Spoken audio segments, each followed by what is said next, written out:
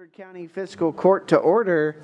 Madam Clerk, would you please call the roll? Squire Taylor. Here. Squire Gentry. Here. Squire Varner. Here. Squire Carl. Here. Squire Downey. Here. Squire Black. Present. Squire Hill. Here. Squire Green. Thank you, Madam Clerk. Offering our invocation tonight is Pastor Joe Lauderdale of Living Grace Church. Lord, we're thankful for time together. We're thankful for men and women who sacrifice their time and their talents, Lord, to make this community better. I pray that you make every decision a part of your divine wisdom, Lord. I pray that they follow your lead as they make choices, and Lord, that you make sure everything that is done to your glory. In Jesus' name I pray. Amen. Amen. Before we rise for the Pledge of Allegiance this evening, we do want to recognize Living Grace Church, Pastor Joe Lauderdale, and the station on celebrating 1 year of dedicated service to our community. Pastor Lauderdale, I do have the opportunity here to present to the Fiscal Court a certificate of appreciation that was from the station's appreciation night to the Fiscal Court. Had the opportunity to attend that, and I will say that Pastor Lauderdale and the folks at Living Grace paid this court great compliments in our support and help to the station in its mission and all that they do. And so on behalf of Pastor Lauderdale, we appreciate that recognition of the court support for you. But we are only here in support because it takes a leader and a mission to carry forth the great work that you all have done. So I'd like to read a proclamation on behalf of the court. The station, founded by Pastor Joe Lauderdale, was established in Woodford County with a mission of providing temporary shelter, vital resources, and a safe, welcoming environment for individuals and families experiencing homelessness, housing insecurity, and vulnerability during extreme weather conditions. For the past year, the station has served as a warming station during winter months, opening doors on freezing nights to offer warmth, a hot evening meal, Wi-Fi, job opportunities, snacks, coffee, and a safe place to sleep with breakfast in the morning. During the hot summer months, the station is operated as a cooling station, welcoming guests into a cool, friendly, welcoming space with cold water, refreshments, Wi-Fi, information on job opportunities, and helping to protect the health and dignity of our most vulnerable neighbors. The station also responds as an emergency station during times of crisis, including the most recent flooding event, standing and serving as a refuge in moments of need to support and provide resources and compassionate care to those who need it. The success and sustainability of the station over the past year is a testament to the vision of its founder, Pastor Joe Lauderdale, and the dedication of the congregation of Living Grace Church and the volunteers, community partners, and all those who have supported this worthy mission. The station's presence in our community has exemplified the spirit of Woodford County, neighborly love, civic responsibility, and collective action to ensure that no one is left behind and forgotten. So it is on behalf of the Woodford County Fiscal Court and our grateful community that I extend our heartfelt gratitude to the station and its devoted supporters. Thank you. Thank you.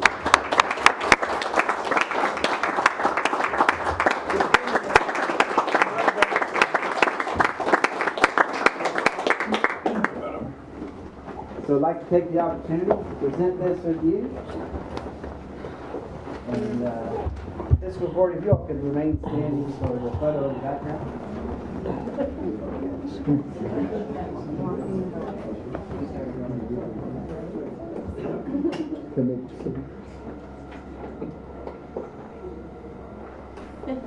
Thank you.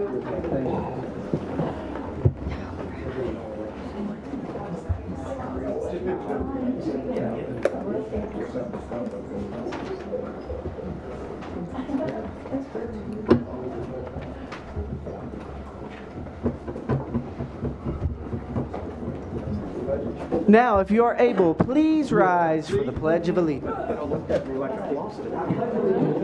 the flag of the United States of America and to the republic for which it stands, one nation, under God, indivisible, with liberty and justice for all.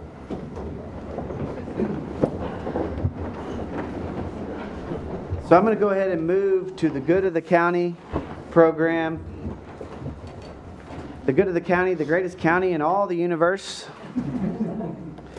We are limited in our human knowledge about how expansive the universe is, so there may be something even more expansive than the universe itself. However, Woodford County will still be the greatest county in existence. Put that in the paper. That's also a personal opinion, not an objective fact, but I do firmly believe it. But tonight, we are for sure, without any objective measure, we are the home of champions. Tonight, we welcome our champions. Squire Taylor, Zoe, could you please let the Woodford County wrestling team into the courtroom?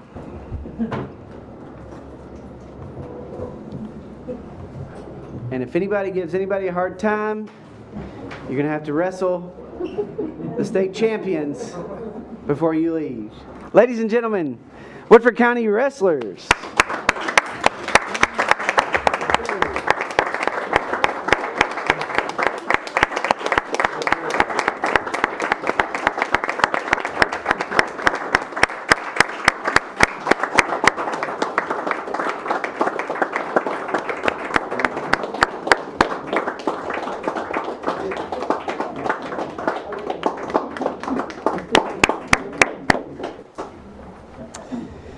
The Woodford County High School wrestling team has demonstrated exceptional dedication, athleticism, and sportsmanship throughout this wrestling season.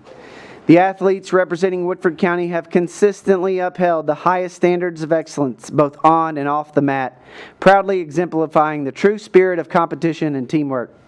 The following outstanding individuals have represented the girls' wrestling team: London Mosley, and if you could raise your hand or be recognized, Kennedy Rudd, J.C. Ledane, Anna Tierney, and Lacey Gilbert, with the valuable support from statistician Abby Courtney. The boys wrestling team has been comprised of the following exemplary student athletes: Bodie Darland, Isaac Johns, Bentley Wagner, Briar Rogers, Jordan Flores, Caleb Rogers, Lucas Davis, Braylon Livingston, Braden Jacobs, McLean Wilson, Brandon Wiley, and Owen Parker. Two members of the Woodford County boys wrestling team, Caleb Rogers and Isaac Johns, have achieved the extraordinary milestone of passing 100 career wins, with Caleb Rogers recording 106 victories and Isaac Johns an outstanding 166 victories.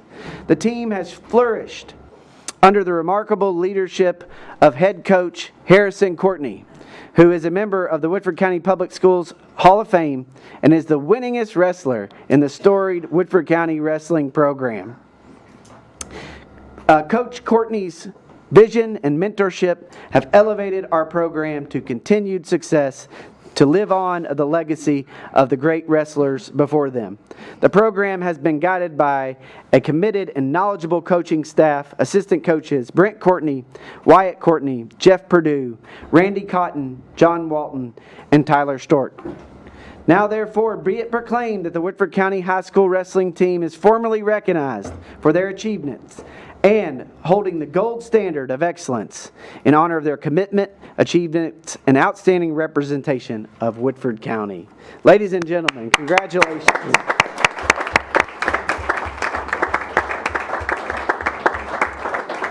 And I want to take the opportunity to recognize three individual wrestlers.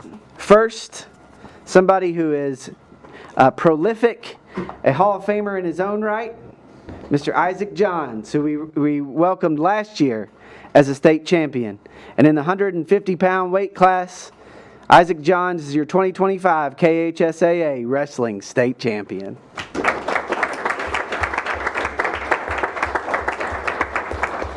For our ladies, Anna Tierney, in the 107-pound weight class, placed third in the 2025 KHA Wrestling State Champion. Anna Tierney, everybody.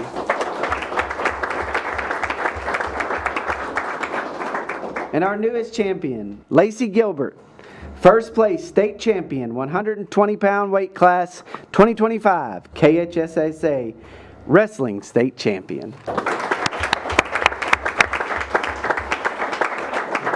So, Coach Courtney, if you would, I'd give you the opportunity to approach the mic and share some words about you and your team. Absolutely. Turn on the First mic. and foremost, Turn on the mic there if you don't care. First and foremost, I just want to say thank you to everybody for having us here tonight. It's a pleasure. It's an honor. This was my first year taking on the job as head coach. I was very fortunate to have great support from the community, as well as the parents and the coaching staff that I have. I won't take up a lot of your time, but again, I just wanted to express how much of an honor it has been for me to be able to lead this team by example from the front. And to Isaac and Lacey, two of our graduating seniors, again, I just wanted to express how much of a pleasure and an honor it was to coach both of you this year, as well as Caleb.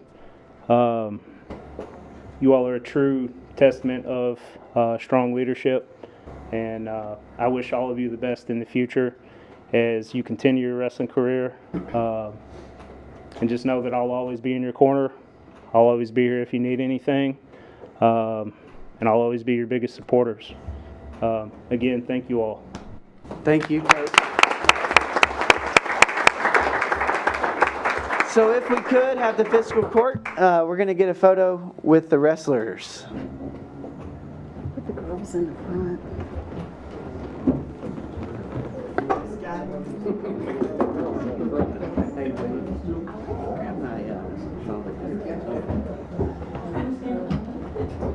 Oh, Lordy. Oh.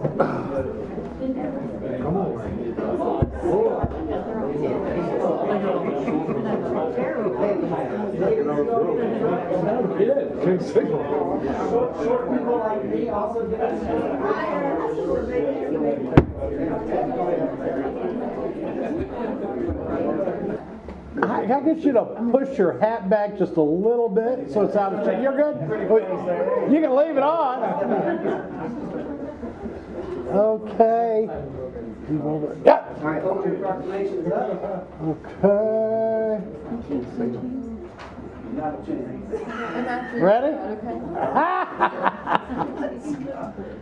Hold on, let me step back.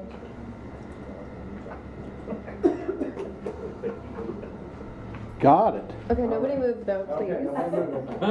Please.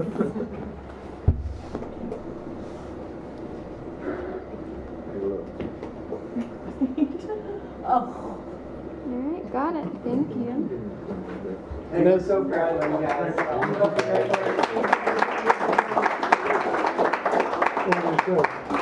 And for those of y'all that won state, you can always run for magistrate like John. Yeah. 25 years. Lipson, tell your daddy say hello. Tell your daddy say hello. Well, you probably know. Yeah, he knows. You ready for that?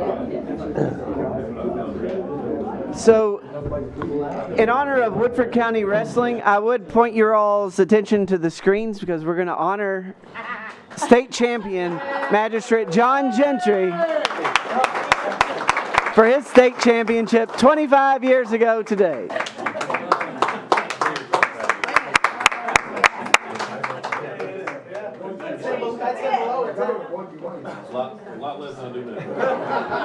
And I have good news and I have bad news. The good news is that you all will continue to win championships. The bad news is when you bleach your hair like that, it eventually goes gray. It goes away all good. Thank you, guys. Guys and gals, we're so proud of you. So proud of the team.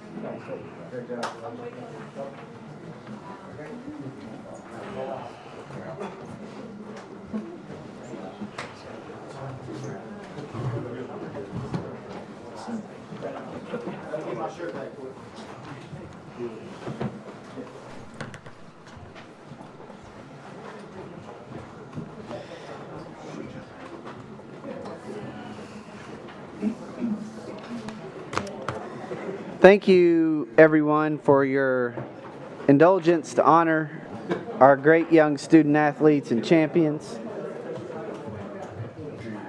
It is our honor to have them in the courtroom. We appreciate it very, very much. Before we, I'm gonna move some folks up in the agenda so that folks can have the opportunity to go on about their evening. But we are tonight we have with us Philip Brown from All Points Broadband, and I'm going to go ahead and allow you to give the court a brief update on the Woodford County Broadband Project. Mr. Brown. There you go. Thank you. You know, it's funny. I've been doing broadband work for a long time, and there was a period where I was helping the state of Iowa with their broadband challenges. And rural broadband pretty much usually has a lot of the same components. It's usually too few people in too big a space.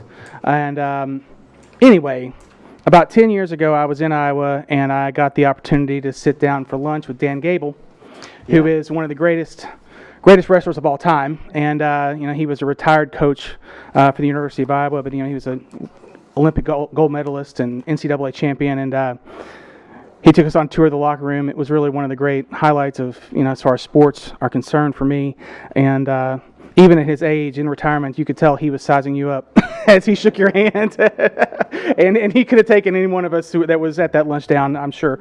But to move on, you know, happy to be back, and envision probably be here on a regular basis over the next 18 months or so, as we work through our project, and hopefully more construction in addition to what we're focused on right now. I would characterize our current project, which is funded by the KBIP program, as well underway. We have an FAQ, sort of local landing page that's going to give information to Woodford Countyans about the project, imminently ready to be published. It'll be a place where you can send questions from constituents about the project to that webpage, and hopefully answer things that they want to know, and enter their name and address, and do. It'll be the best source of information on a real-time basis about the project, as you're out and about in the community and hearing from people. As far as project activities, as far as our interaction with the state, we are working through a required environmental review that has to happen early in the project's activities. We couldn't get started on that until we had our contract signed. As you'll remember, we got our contracts finalized at the very, very end of 2024. So we're moving that, and then concurrently, we're moving from what we would call a feasibility design activity, which is very high level. That sort of design is generated by us using data provided by third-party providers. So we're moving into a high-level design, and what that's going to do is going to trigger our field personnel to actually get out in the county and travel the routes that we have planned, and you know, take a look at things like the routes themselves, the poles that we plan on using, just to verify that everything that we have in mind is going to work, and we don't need to make any tweaks. So we might have some trucks out in the county. They're not going to be doing anything extensive. You know, really, they're really just driving the route that we have planned on the 184 miles of fiber that we're going to be constructing here in the county. I have asked our outside plant personnel, and that's who will be doing that, when they're going to be out, and certainly when we get deep into construction. I've asked them to let us know, give us a heads up, so that we can hopefully give you all sort of an advanced look of where we're going to be, and just to give you maybe a bird's eye view of where we plan to be over, let's say, the next quarter. We're going to do our best on that. Construction's dynamic, and if we get moving really quick, we're going to go as fast as we can. So, I'm going to try to do that for you all, and if we don't do it every time, please don't hold it against us. But it's something that we'd like to make sure. And my rule of thumb on this project is to keep everyone in this room from getting surprised at the grocery by someone that, is surprised to see an All Points truck or contractor. So I mentioned the FAQs, and then sort of circle back on what I just said. I think the last thing that I would say, I'll close with, because the project has to be substantially complete by December 31st of next year, so 2026, every aspect of this project for us is as fast as possible. There's nothing that we're going to wait. If we can do two things at once, we're not going to wait on one thing to get done before we start on the next step. If we can do three steps at one time, that's what we're going to do.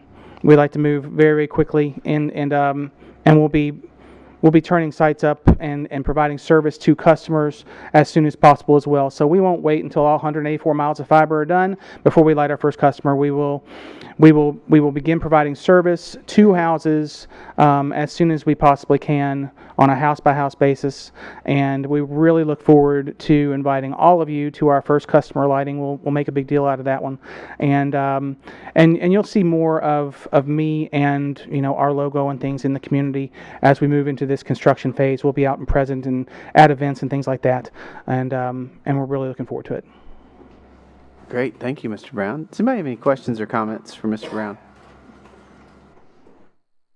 Seeing none, yeah, Squire Just Taylor. appreciate you being here, and exciting to see this ball rolling. Thank you. Thank you. Thank you very much. Thank you. You're Bye. more than Good night. welcome to be excused.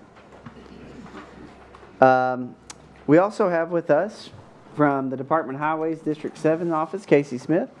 And I'm going to let Casey go ahead and do his presentation on the rural secondary program for us. Thanks for your patience, Casey. Hey, thank you, Judge, and thank you for having me at your regular fiscal court meeting. I was telling Judge Kay that my schedule was a little bit unpredictable today, so I wasn't quite sure if I was going to be able to make it to the work session. So I'm happy that you were able to accommodate me for the fiscal court meeting. So my business today is to talk about the rural secondary program. It is a program that sets aside 22.2% of the motor fuel tax in the effort to maintain the rural secondary roadways, or what we used to call the farm to market roadways throughout the state. The 22.2% is divided to the 120 counties in the state of Kentucky by a FIS formula. First is the equal share, as well as looking at the rural population, rural secondary mileage within the county, as well as rural land area. And if everyone has the actual form in front of you, I'll just kind of go down the list here. Tracy says she's went through this briefly with you all, so hopefully this is not going to be too redundant for you all. But I do want to point out for the fiscal year 2026 column over there on the far right, we do have the numbers of what we are projecting would be available for fiscal years 2026 for the rural secondary program. Now, the 20% that you see there is the flex formula, which is a share of the rural secondary funds that could be utilized on the county roadway. The amount, that 20%, is based on a maintenance rating, of which in Woodford County received a maintenance rating of B, indicating that we offer a share of 20% of those rural secondary funds for the county. Now, the amount of that we're projecting is $170,976. The line underneath that is the balance for RS projects. Those are the general RS funds, which are to be utilized on the maintenance needs of the rural secondary roadways, and that amounts to a projected number of $282,203. Now, you'll see that the number is a little higher than what we have seen for fiscal year 2025, and part of the reason for that is that we did have a carryover from the last fiscal year. Any monies that is allocated toward a county, if it's not utilized, moves on to the next fiscal year. Vice versa, if we do have some overruns, that would be a subtraction to what we are projecting for that fiscal year. So for the total, we're anticipating $453,179 available in Woodford County. Now, the FY24 and FY25 blue diamonds that you see below, those are the previously authorized projects through the RS program. But I would like to focus our attention to that orange diamond project. And this is the recommendation of how we would like to utilize the general RS funds and which roadway or rural secondary roadways we would like to address. The first recommendation is Kentucky 1965 Ford's Mill. Of course, we've been working on Ford's Mill for the past few fiscal years, but this will be a portion between the intersection with Cummins Ferry Road and going out for an additional 1.6 miles north. That was for a 1.6 mile section of Ford's Mill Road. Now, the next recommendation, there's actually two more recommendations, one on Kentucky 1685 and one on Kentucky 2331 New Cut Road. That is almost one project in itself, really, since they are right next to each other. But for Kentucky 1685 Steel Road, we are recommending a 0.9 mile section of that piece of roadway between New Cut Road and going out to US 60, and then also addressing New Cut Road as well from the beginning there at the intersection of Kentucky 1659 going out to 1685. Now, just like with previous cycles, we do offer a flex program. These are funds that could be utilized on county roadways. However, if the fiscal court wishes to use the funds back on a state rural secondary roadway, our recommendation would to extend our proposal of Fords Mill Road an additional 1.7 miles. So we'll be able to cover a larger section of Fords Mill and all the way up 1.7 miles north of where we would be ending there on the Orange Diamond project. So out of this fiscal court meeting, we are asking for two motions. One is the approval of the general RS funds on the Orange Diamond projects, and whether or not the fiscal court would like to utilize their flex funds on a state rural secondary route, of which our recommendation would be Kentucky 1965 Fords Mill. Casey, thank you so much for that presentation, and I know you went through it really quickly, but I have good news. In our pre-meeting, we did take this up. Yeah. We discussed it, and we had the road supervisor here as well as members of the road department. So we kind of went through everything and tried to get ahead of any questions that we have. But I will open up the floor. Does anybody have any questions for Casey regarding the presentation on the rural secondary program? Then I would entertain a motion upon the recommendation of the Woodford County Road Supervisor to accept the rural secondary program and resurfacing recommendations for fiscal year 25 and 26 as proposed by the State Highway Department District 7. Motion by Squire Brown, second by Squire Taylor. Would open up the floor for any questions thereon. Seeing none. I would just note we do appreciate all that work, especially Ford's Mill down in there and Clifton Road. Mm-hmm. It's much needed, much appreciated. Seeing no other comments or questions, all those in favor, please vote and signify by saying aye. Aye. All those opposed, nay. And the motion carries. And then, Casey, upon the recommendation of Road Supervisor Bo Wilson, the motion that I'm going to entertain would be for us to keep the RDCR bituminous resurfacing flex funds, 20% of the allotment, in the amount of $170,976 within the county, and to not go with the recommendation. Is there a motion? Motion. Motion by Squire Gill, second by Squire Brown.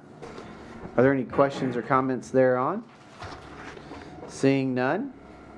All those in favor, please vote and signify by saying aye. Aye.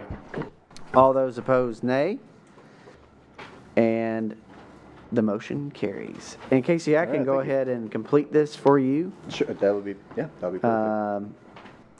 So it would be on the last line, no, and just a signature and date. And we will get that to you forthwith. All right. Thank you. Thank you so much. Hang around, we'll get that to you, and then you're more than welcome to be excused, but we appreciate your time this evening. All right. So I'm trying to let our guests come first, so because we have a lot of business going on, and I will get to the agenda as it's been amended and it's before us. But I want to welcome Jill Pritchard to the podium there. So I want to, Jill, before I give you the floor, I want to give some information to the fiscal court. We had a road race on Clifton Road several months ago, and there was some folks in the area that were upset about the race being going on and some of the impacts to the neighborhood and the area. And so in working with Police Chief Rob Young, he decided that these events needed to see the fiscal court or the governing body, whether it's in the city of Versailles and Midway, in front of their city councils. In fact, Squire Taylor, Midway has an ordinance that these events have to go through their city council for approval. So without doing any formal sort of process, I agreed with the chief that this is a good opportunity for us to, number one, look at what these events are. Number two, examine them and look at the safety and the public use of the roadways to make sure it's appropriate and reasonable, and we have all the safeguards for the runners, the traffic, the property owners, the residents. And then the third opportunity is for us to get more notice and to raise the profile and promote your event should it be appropriate. So I think it's a good idea for the fiscal court to take this up. I would note that the fiscal court received an email from the police chief, Rob Young, that said he didn't see any safety or security concerns with the nature of this race, which is on at least several years, correct? Yeah, this will be our 4th year. 4th year. Yes. So we have the event representative, Jill Pritchard, with us, and we welcome you to tell us all about this great event. Thanks. So my name is Jill Pritchard, and I am the president of Pisgah Community Historic Association and the organizer of the race. So our race is confined to the Pisgah Historic District, so we're not wandering out too much. And the start finish for our race is also on one of the private farms, so we're not spilling into public roadways to stop traffic beyond what we're asking for the race itself. So this is, to your point, this will be our 4th year, and we have worked pretty diligently and in conjunction with the police in the past and with Judge Kay. We have done a number of things, and I've got some maps that I can hand out if that would be helpful within the district. We start on Pisgah Pike.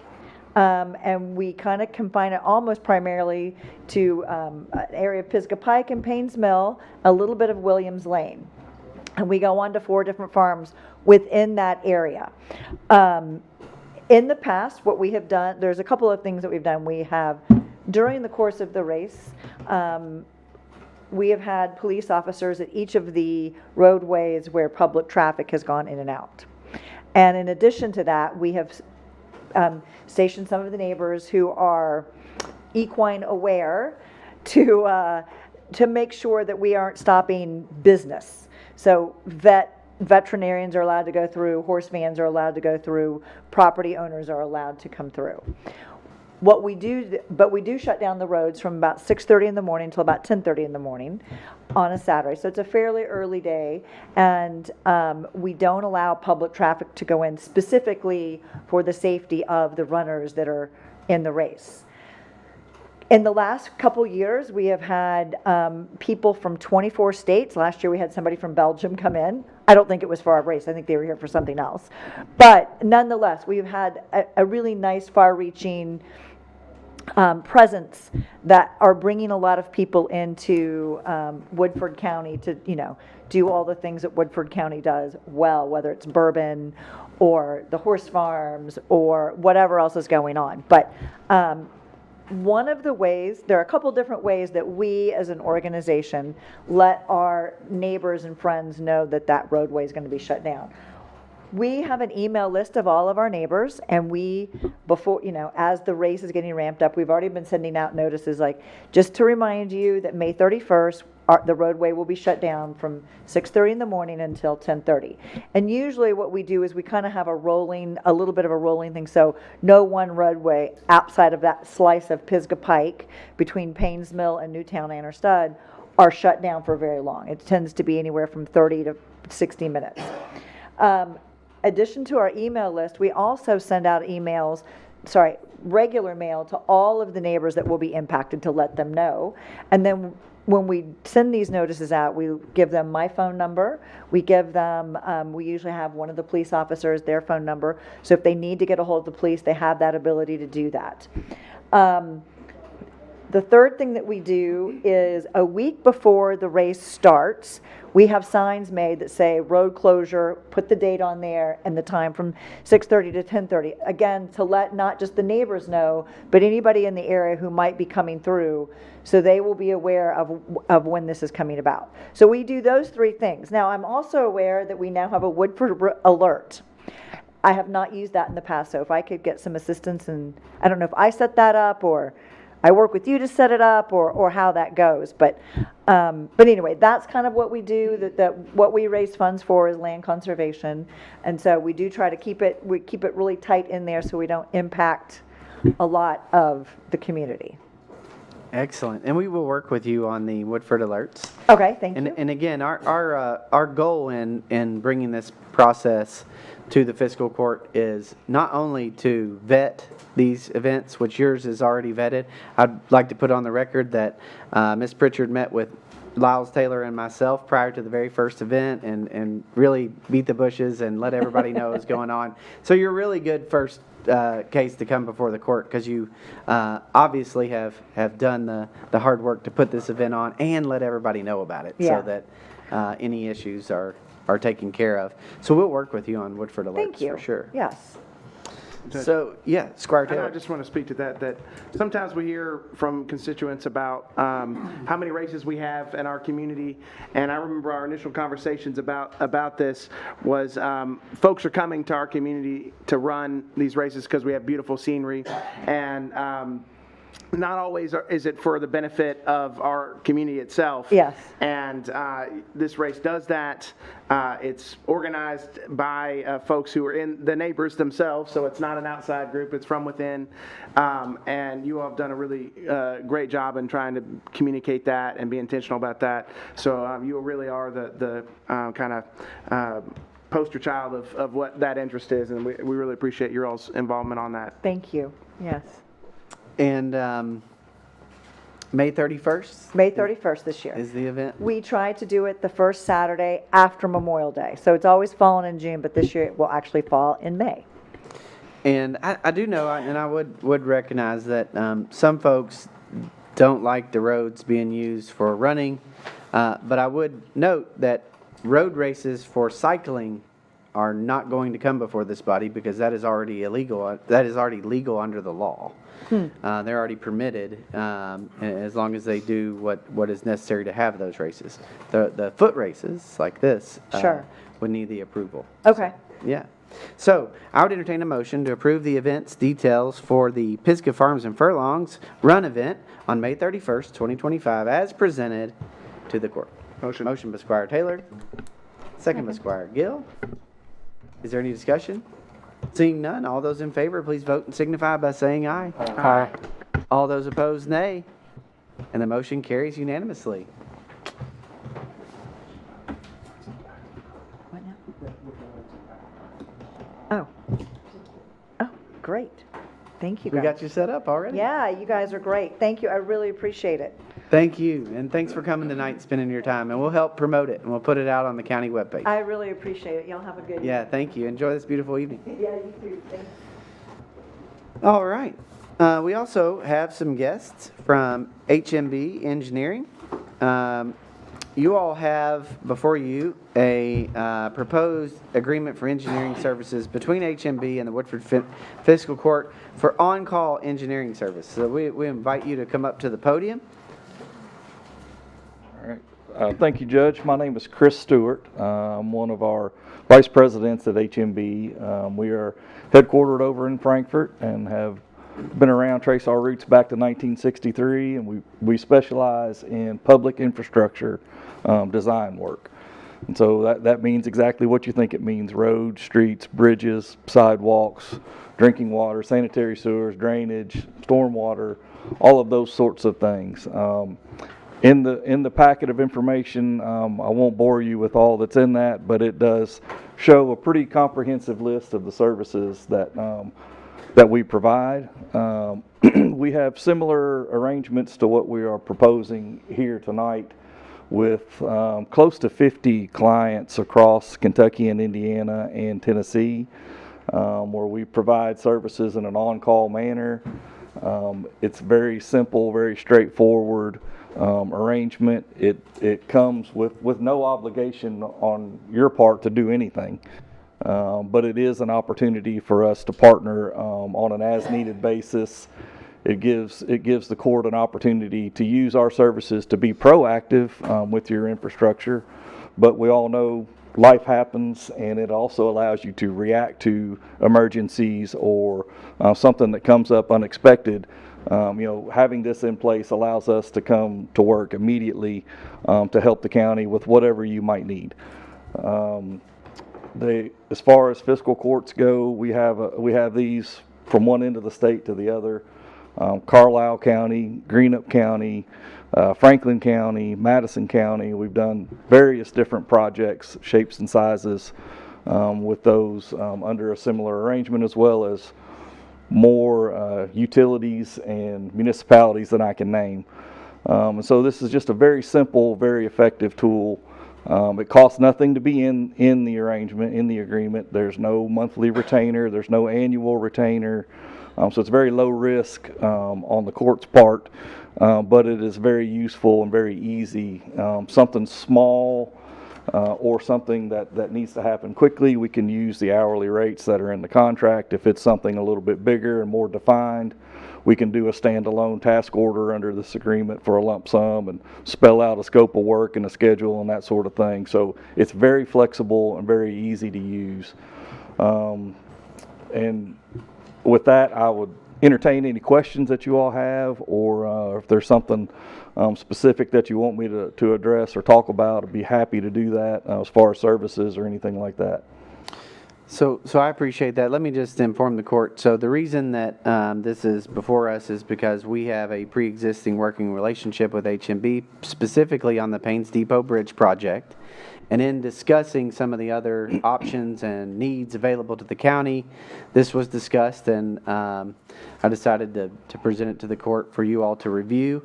Then we had the flood, and there are things popping up that we have thought about, looked at, and may potentially need some engineering services. And so we thought it was a good idea to present to the court. As he mentioned, it's not exclusive, it's not, there's no monetary requirement. It is just an on-call services contract for the county. So with that being the case, I'd like to open up the floor for any questions or comments. Seeing none, I would entertain a motion to approve the agreement for engineering services between HMB and the Fiscal Court for miscellaneous on-call engineering services as presented. Motion by Squire Downey, second by Squire Carl. I'd open up the floor. Oh, Squire Blackford was the mover of said motion. There's been a motion and a second. I'd like to open up the floor for any questions or discussion. Seeing none, all those in favor, please vote, signify by saying aye. Aye. All those opposed, nay. And the motion carries. Very Thank good. you all. Thank you all. Appreciate it. Appreciate the continued work and look forward to working on the Paynes Depot Bridge together. Y'all are more than welcome to be excused. All right. I would like to return to the top of the agenda and ask if there's anybody seeking to have public comment. Anybody wishing to address the court and or the public. Yes, ma'am, you're recognized.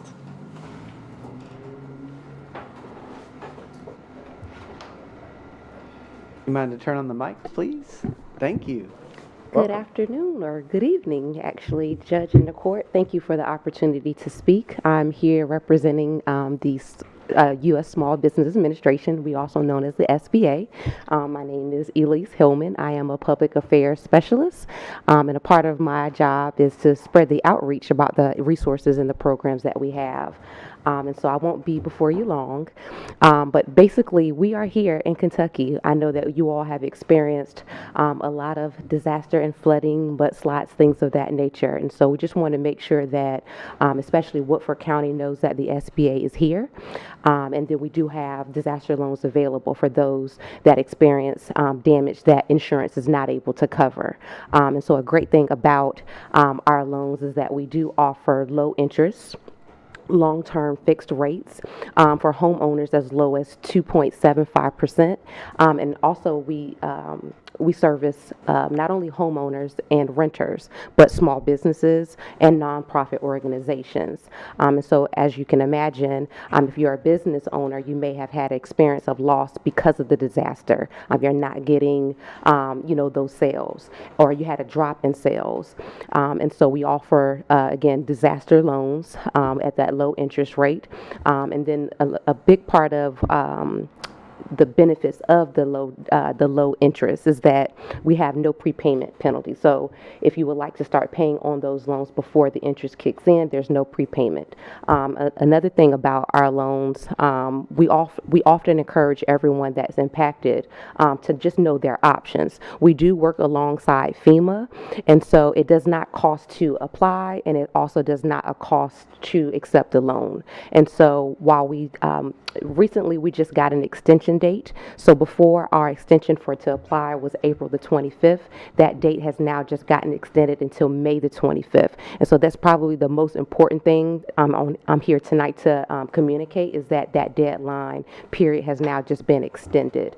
And so not to open up a can of worms, but we also are aware are the recent flooding that just happened on top of the February flooding.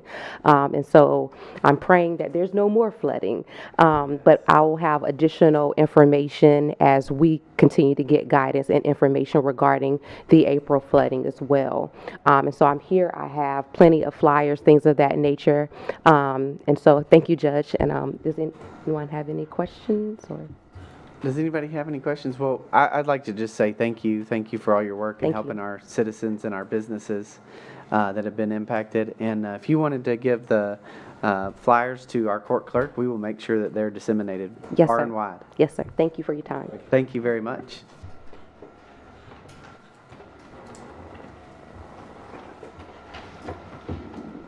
Are there any other public comments? Anybody else wishing to address the court and or make a public comment? Seeing none, we'll move on to committee reports. The Budget and Finance Committee met prior hereto, and we discussed the Woodford County Road Department budget, the Maintenance Department budget, emergency management. We accepted into the Budget and Finance Committee record the Versailles Police Department proposed budget, the PVA required amount. The Woodford County Ag Extension budget was accepted into the record. And I need a motion to adopt that acceptance into the record of the fiscal court. Motion. Motion by Squire Brown, second by Squire Varner. All those in favor, please vote and signify by saying aye. Aye. All those opposed, nay. The motion carries unanimously. We also had a presentation of the Parks and Recreation budget. We discussed the constitutional officers and deputy salaries for the deputy coroner and the assistant county attorney, which are routine matters of business in the budget process. So I need a motion to set the deputy coroner salaries in accordance with the salary increases as submitted in the budget. Motion by Squire Varner, second by Squire Downey. All those in favor, please vote and signify by saying aye. Aye. All those opposed, nay. We also need a similar motion for the assistant county attorney's salaries. Motion by Squire Downey, second by Squire Gentry. All those in favor, please vote and signify by saying aye. Aye. All those opposed, nay. And that motion also carries unanimously. As I mentioned, we discussed the county road funds, the rural secondary program, and the flex funds, which we just dispensed with. We also allowed the road department to authorize the county supervisor to seek quotes for fluids due to no bids being received. This is also a follow-up action from our acceptance of the road materials bids of last meeting. So there was a recommendation from the Budget and Finance Committee to authorize said quotes. I need a motion to adopt same. Motion by Squire Brown, second by Squire Taylor. All those in favor, please vote and signify by saying aye. Aye. All those opposed, nay. And the motion carries. The first item of business in the Budget and Finance Committee was to allow the advertisement and beginning of the bid process for the lights for the Woodford County Theater modernization project and to advertise the beginning of the process for the repairs to the stage and flooring for the Woodford Theater. Those were two recommendations by the Budget and Finance Committee. I need a motion to approve both. Motion by Squire Carl, second by Squire Varner. Are there any questions or comments? Seeing none, all those in favor, please vote and signify by saying aye. Aye. All those opposed, nay. And that motion carries unanimously. We also discussed the Millville Sewer Line project. You were each presented with, there were two proposals, and we actually need a recommendation from the screening committee, which I believe Squire Gentry would include the screening committee with Frankfort Plant Board representatives. So I'm going to have them submit their criteria for the screening committee back to the fiscal court for us to make a recommendation. That project has been carrying on for some time now, so I want to make sure in order to move it along that we have the opportunity to act on the Millville Sewer Line Project RFQs upon receiving the recommendations of the screening committee. So I need a vote to allow an email approval of the RFQ approvals upon the screening committee's criteria and recommendation. Motion by Squire Gentry. Second by Squire Varner. Are there any questions? Seeing none, all those in favor, please vote and signify by saying aye. Aye.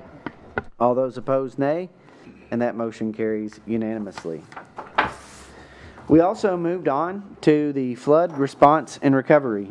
And I mentioned several items. The first being an executive order that I issued today to exempt some of the zoning ordinances in the Woodford County Code of Ordinances that will allow Woodford Countyans to demolish, repair, renovate, and rebuild easier given the disaster and the flooding.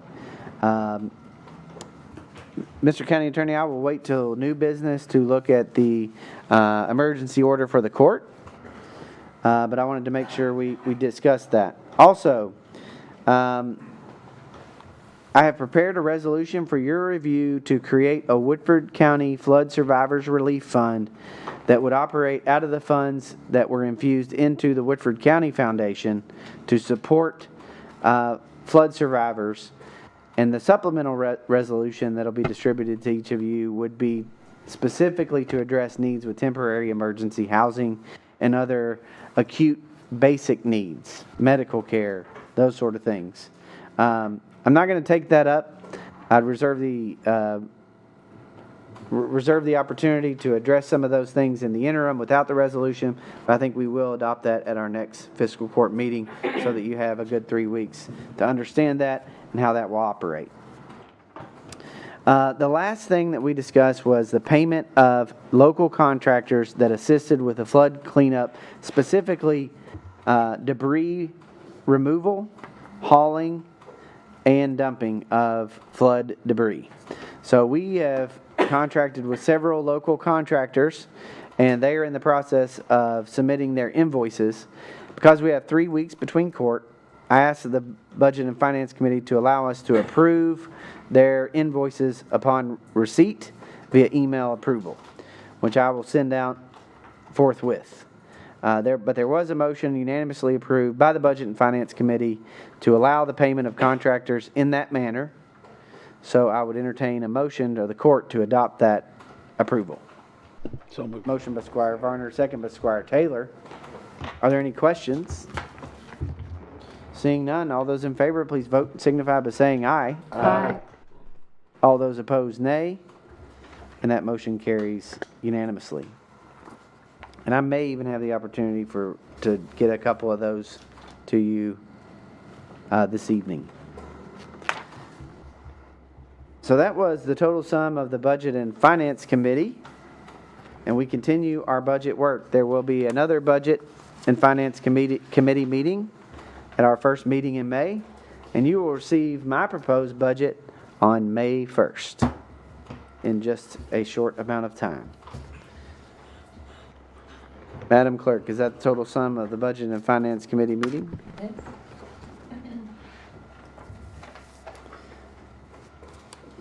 So the next, we went into recess of the Ordinance Committee to allow for the special meeting to hear about the nonprofit roundtable presentation from Cole Granis and about the YEP program. And I think he knew we were getting into a lot of important business, but he did a great job in his presentation, and we really appreciate all the work that the nonprofits are doing and the YEP program. And I think I speak for the court when I say we are on board to help coordinate and support the nonprofits in the community so that they can fulfill their missions and better serve our community.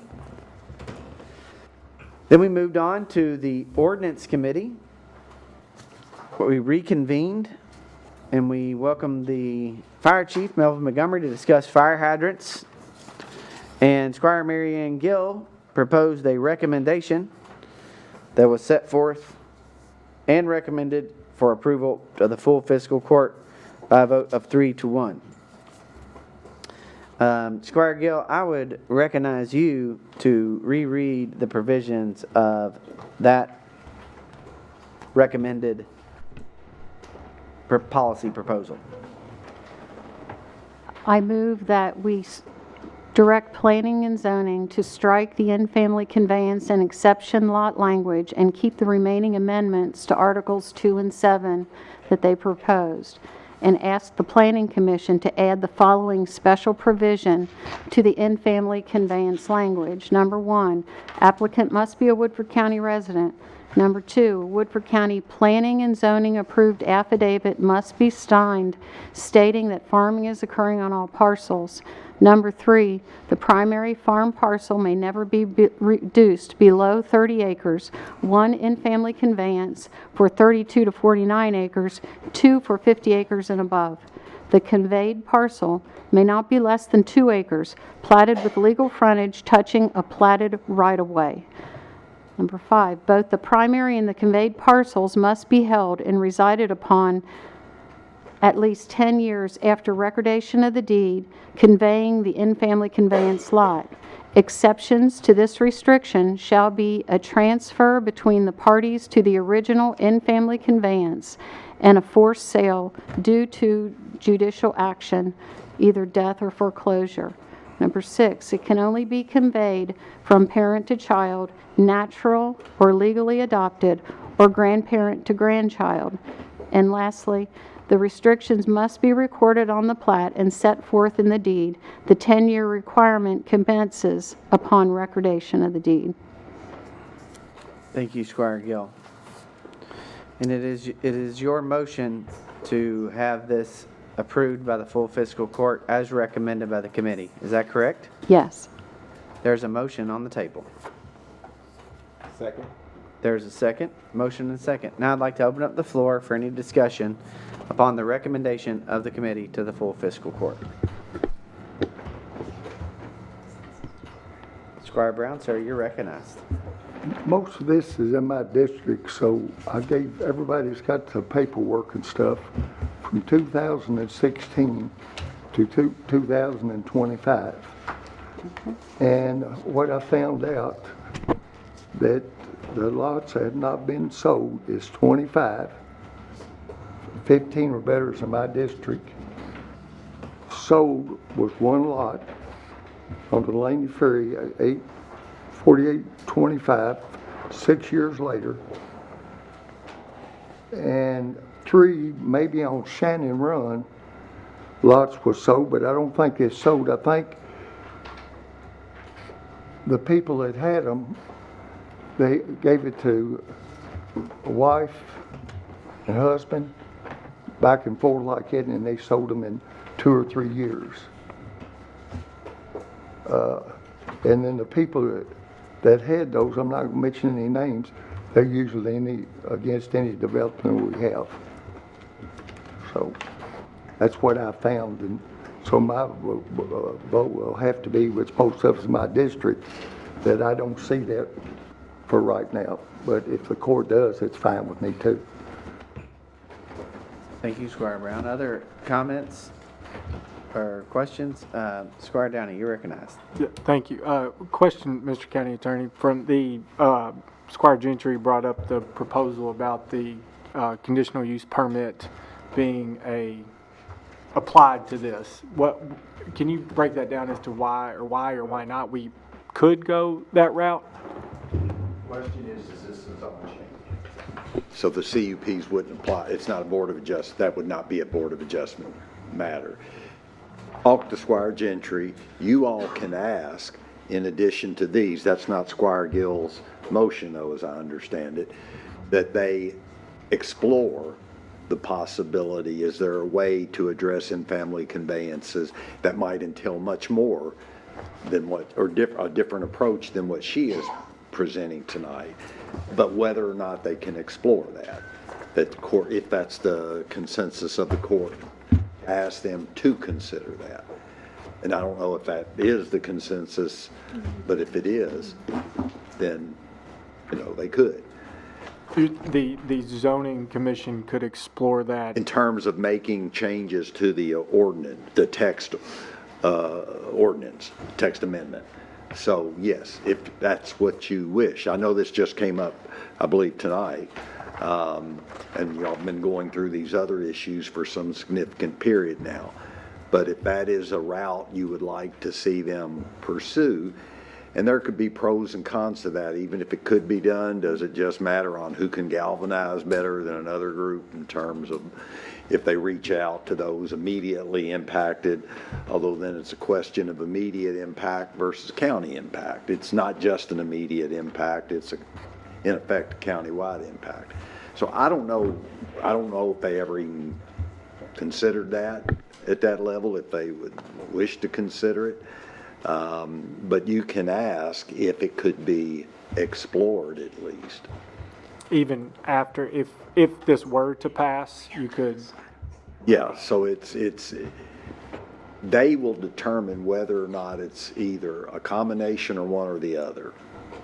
I think they're probably going to come down on the side of the proposed changes that have been, if y'all vote to approve them, that have been compiled by Squire Gill. If that's what you all, I guess we haven't had a vote on that yet, have we? Whether that's No, we haven't. No, we're on the table. So, and again, I do want to make one point, and this kind of alludes to what Squire Brown was saying. You're asking that they consider all this. You get it back, all you're asking is they consider this. You're not locking yourself into a vote up or down when it does come back. Some of you, I would expect if you vote in favor of sending it that way, if it comes back that way, that you would vote in favor of that. But you're not locked into that. I mean, magistrate can change his or her mind if they send it back to you in that fashion. But as I understand it, you're kind of at a point where you cannot agree to approve this as is, so you're looking at a potential way to get a majority of the court to go along with this. Is that a fair reading, Squire Gill? That, I mean, you do understand that you make this recommendation, let's say they send it back completely the way you've asked, still going to require the court to pull the trigger on 2 readings to do that. I agree. Okay. You're absolutely right. And again, this could be viewed by some just to move this along, because we are kind of at a standstill, without locking you into it. And you could take it in its entirety. You could change your mind on a couple of these positions that you've set forth here between now and then. I think particularly considering that we don't have another meeting for 3 weeks, that you just want to get this moving along. Is that fair? Yes. Yes. Question. Yep, Squire Gentry, you recognize. Would I have to amend Squire Gill's motion before the vote, or could I do it after? I think you could do it 2 votes. You could do the 1 vote that send these specific recommendations, and then do a 2nd vote as they review these recommendations and therefore review a change to the amendment. Is there an avenue, a path where it could be handled through the CUP?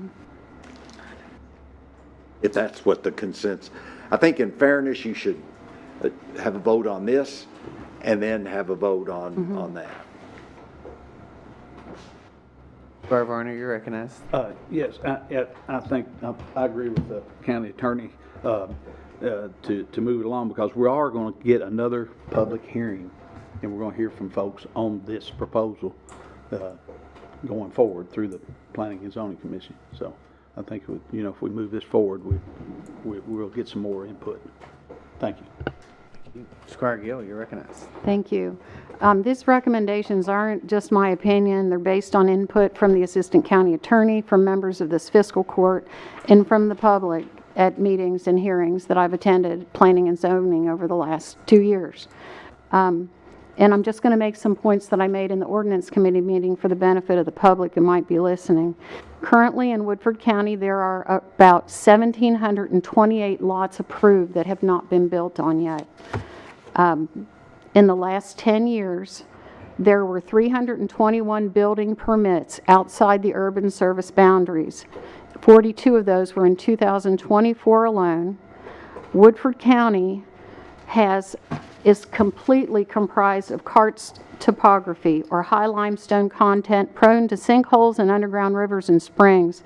The porous nature of the karst rock makes it vulnerable to groundwater contamination from septic systems. Virtually everything outside the urban service boundary is on septic.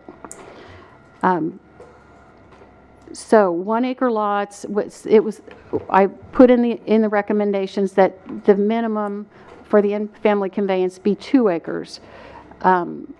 Because according to the data and the information and the facts that we have on this, it probably wouldn't be adequate for a decent septic system that would prevent groundwater contamination. Other counties have been sued for 1 acre lots out in the county that contaminated groundwater, and those counties were forced to install sewer systems.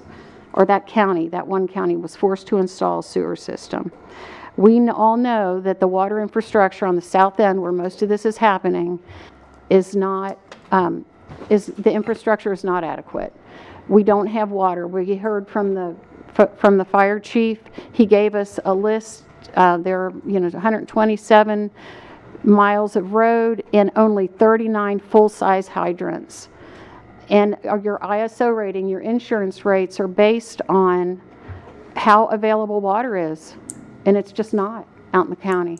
And so more than half the county lives outside of the urban service boundary, and this is going to affect their insurance rates when we develop all of these lots that have already been approved. And so a lot of people, I've had lots and lots of people email me about this and ask so anyway, this is just a compilation of what a lot of people have recommended. So I would hope that you will consider this. I know it doesn't make everybody happy, but I feel like we've got to move. We've had this before us for 4 months, and I don't want to hold up planning and zoning any longer. They made a lot of good recommendations. This is one paragraph out of 80 pages. One paragraph. Thank you. That's all I have. Thank you. Other questions or comments? Squire Gentry, you're recognized. Yeah, after listening to Squire Gill, I couldn't agree more, and I'm more leaning on accepting, striking the in-family conveyance and accepting the rest of the text amendment 2 and 7. I'm really torn on what to do, because I, as well, got a lot of emails, phone calls. People went all the way left, they went all the way right. So we're not, like you said, we're not going to make everybody happy, and probably not going to make anybody happy at all. So Big government. That's where I'm at on it. Judge, Squire Brown, you're recognized, sir. I've been here 23 years. Lived here 78 years. Y'all are voting on something that you don't have. Oh, you got your word. I done my job by showing you what has been done. You hadn't paid any attention to it. So how you know all these have been sold and stuff, and we got trouble with because you don't have no records of it. The records I gave you show it's no trouble. So y'all saying you're helping the people and you're doing, the people that she was talking about, I'm gonna call no names, I've been hearing it for 23 years. And the woman was here, she gave her brother a lot. But somebody else can't. And she's talked about rocks ever since I've been here living in Woodford County. But again, I feel that you're not representing the people. You're representing Mary Ann, and her facts is not right in my book. I got to respond to that, Judge. And let me just say, let's keep all the comments directed under Robert's Rules of Order to the chair, not to use names, not to talk to people individually, not address anybody individually. But you are correct, Squire Gill. Your name was invoked, and you are recognized. Thank you, Judge. This isn't mine. These numbers, I didn't make these up. I didn't pull them out of a hat. He's right that Squire Brown is right that a lot of these lots have not been sold, but they are there ready to build on. And they can go tomorrow and get a building permit to put on every one of those lots. Those are approved lots, and that's what I said. There are 1,728 approved lots. They don't have houses on them yet, but they're coming. And we've got to provide schools and water and ambulance and fire protection. And that was the big concern that Chief Montgomery made. He made very good points that we've had our tax rates go up in the last year because he had to buy a new water tanker. They have to haul water because there are very few fire hydrants. Almost all of the water lines out in the county are less than 6 inches. A proper fire hydrant requires 6 inches. I'm not making any of this up. And it doesn't affect me at all. But I'm just thinking we've got to provide these services, and I feel like I've done my due diligence. I've studied this for 2 years now. And I know people don't agree with me, but I don't think these facts lie. 42 new lots in the urban service boundary, outside the urban service boundary in 2024, small lots. So, and like I said, they haven't sold them, they haven't built on them yet, but they can, and they can do it anytime they choose to go down and submit it. And that's all I have. Thank you, Judge. Thank you, Squire Gill. Other questions or comments? Squire Brown, you're recognized, sir. When she said in 24, in the last 2.5 years or 3 years, when they found out we might be doing something, that's when you got all of it. A lot of people from out of town that's bought them and stuff. The people that lived here and followed the law and stuff and the rules, they hadn't built on it. A lot of them might not ever build because if they gave their lot to their son or daughter or grandchild. I know 2 or 3 people had, this guy had 3 children. He gave it to one, they didn't use it, he gave it to the other one, and so the third one, I think is building on it now, but he kept it in the family. But her data is from, and I can give you in town, since 2.5 or 3 years, we're going to have 1,500 homes in Versailles. And we're developing stuff that's tried to be developed for 23 years. So tell me what's going on. It's not the farmers that's done it like they talk, and all the lots they had, they've sold them off and stuff. I got proof there, it's not there. So how can you base that on of that when it's not there? What's not there? What your figures is and what is showing, it's not there, and they kept it like they were supposed to. They hadn't sold it, and they might not ever develop it. Well, I didn't make the point that they sold it. I just said the lot is there, ready to be developed. If they want to come in tomorrow with a plan, they can build on it. They can do it. One more thing, That's because they it. know you's already back. Yes, you're recognized. I've been to all the meetings she's been but one. Every time they talked about it, they talked about the farmers, how they abused it and using it and selling it. And I believe it was the last time she talked and had a thing, I think it was in there. So I don't know, but that's all I can say about it. When Squire Barner had a comment, you're I'll recognized, call sir. for a question. Thank you. The question has been called. I think there's still a need for more discussion. Are we ready for a vote, or is it? Can we have some more discussion? I don't know if I can be recognized. You're recognized. Oh. I appreciate that we are moving in a direction on this, and I appreciate the willingness to have conversations about this issue and provide feedback from a lot of folks. I think we're moving in a positive direction. I think that we heard from a lot of folks from the original proposal, and this does not any negative on the Planning Commission because they worked really hard on the entire document, including that portion. But our opportunity to hear from more folks allowed us to make some changes in this request to them to make the official changes.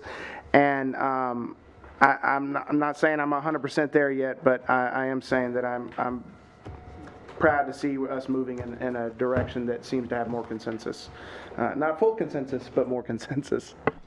So, a point of order, if a member of the court calls for a question, there must be a second thereon. I'm recommending that we continue our discussion and debate. However, Squire Varner, you are permitted, since I stopped your call for a question, you are permitted to restate your call for a question if you would like.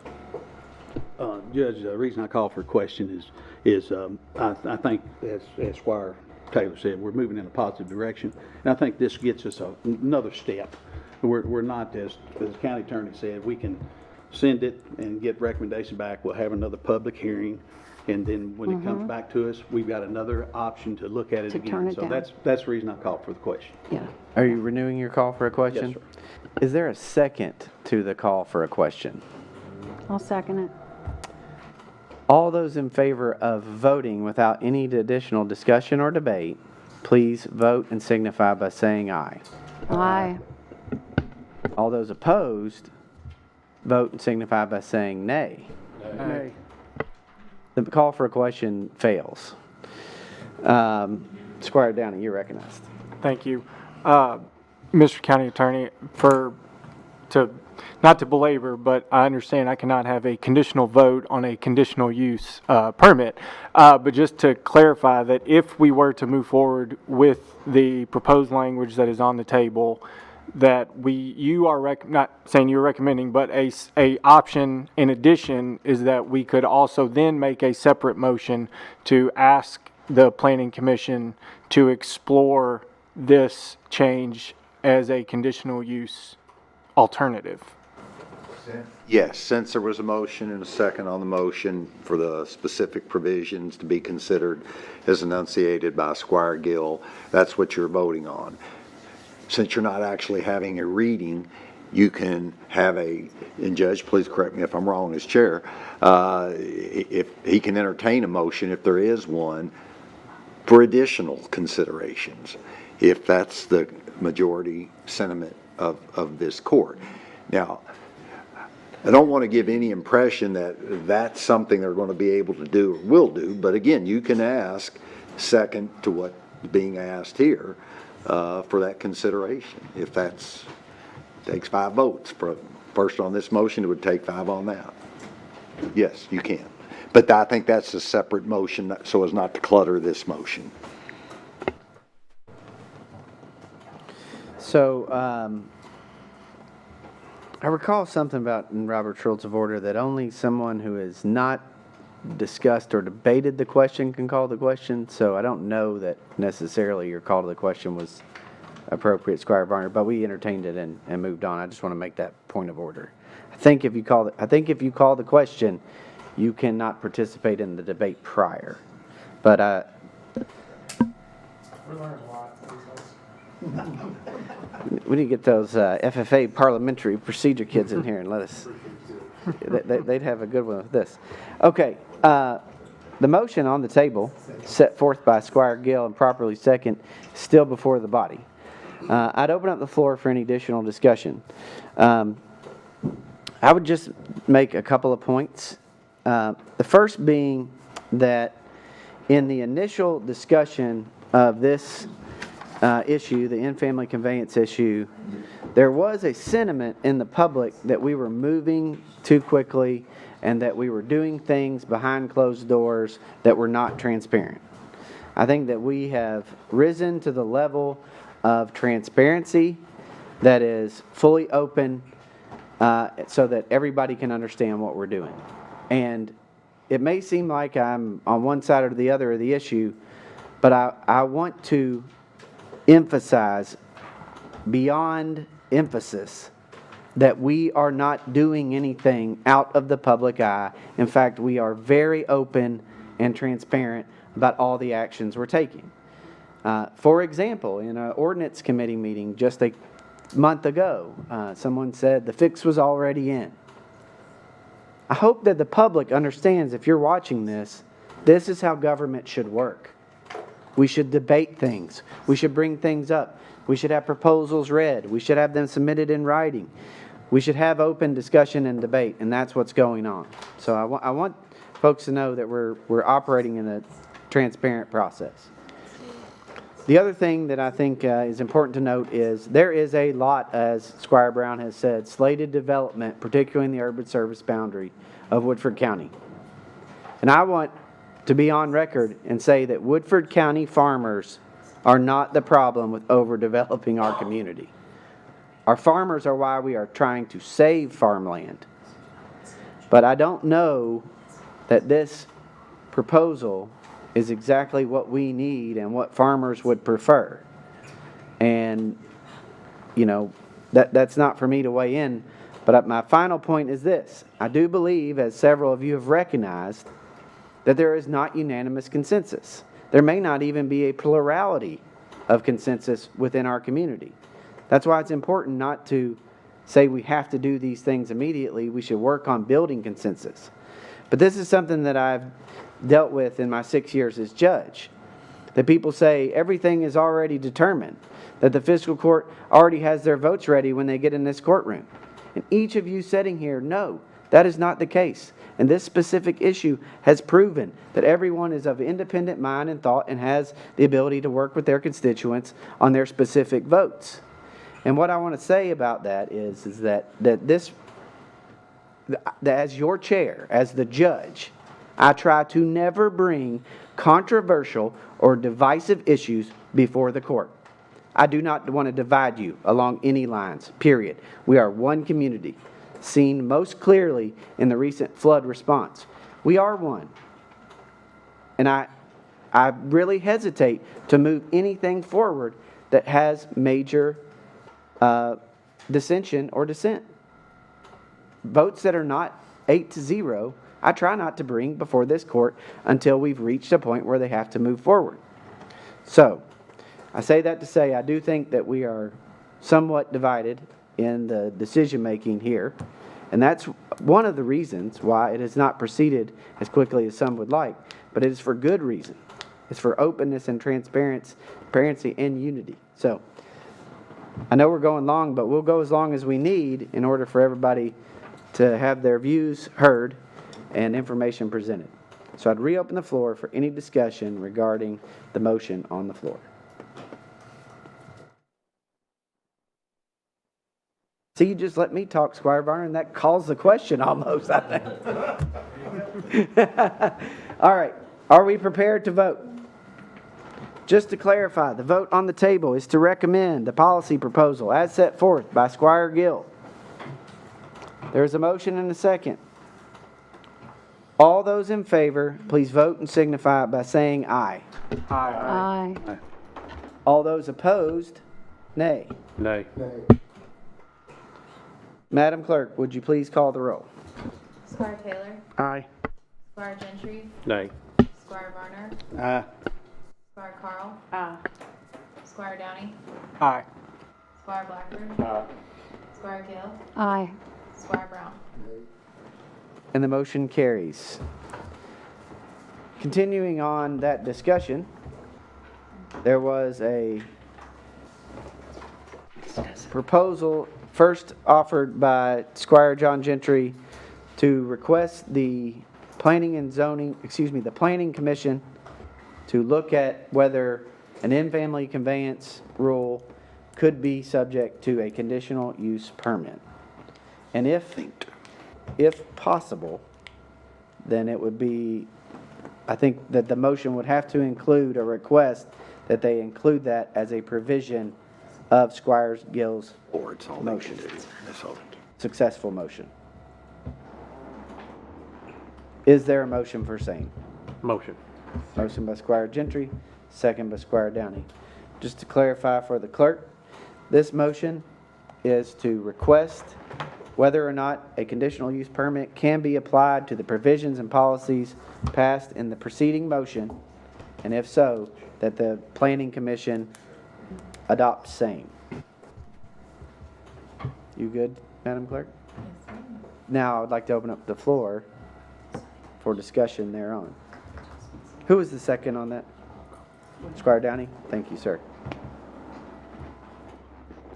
Floor is open.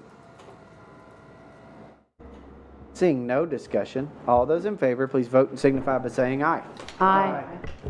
All those opposed, nay. The motion carries. May I explain why I voted nay? So Squire Brown, we did just take a vote, but what I will do is, we are continuing to be in ordinance committee reports. I have not concluded the report on the ordinance committee, and so I would grant you the floor to discuss the issue as under the ordinance committee, but not to explain your vote, if that makes sense. Oh, I'm not following. You can share your opinion on what is transacted in the ordinance committee, but it can't be an explanation of vote, if that makes sense. Well, I don't know. If I'm wrong, you just tell me, okay? Yes, sir. I think you're going to be right. The biggest problem I have with this, when I was elected to vote what I thought was right. And I thought all of us was. And I don't know why we need to send it to another committee for them, because they're not voted in. And we should be able to stand by our vote to be able to know what you stand for, good or bad. And I think by doing it the other way, you're not standing by your vote. That's just my opinion. And thank you. Thank you, Squire Brown, and I will recognize Squire Brown's comments were appropriate under the ordinance committee reports. Was there any other items to come before the ordinance committee? Seeing none, we'll move on from committee reports. Reports of the treasurer.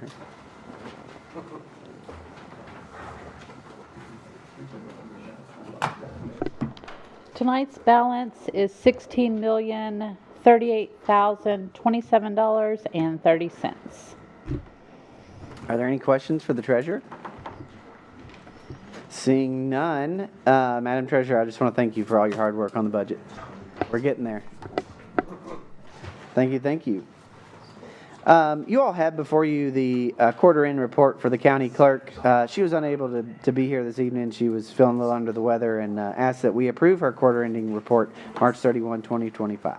Motion. Motion. Second. All those in favor, please vote and signify by saying aye. Aye. All those opposed, nay. And the motion carries unanimously.